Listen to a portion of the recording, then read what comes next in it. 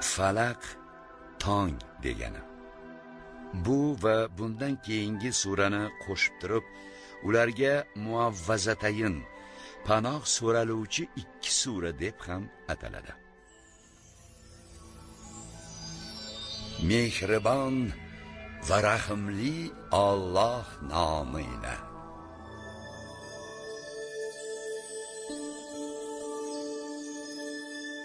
Ey Muhammad, ayting, panoh tilab iltijo qilurman tong Parvardigoriga, yaratgan narsalari yovuzligidan, zulmatga cho'mgan tun yovuzligidan, tugunchalarga dam soluvchi ayollar yovuzligidan, hamda hasadchining hasadi yovuzligidan.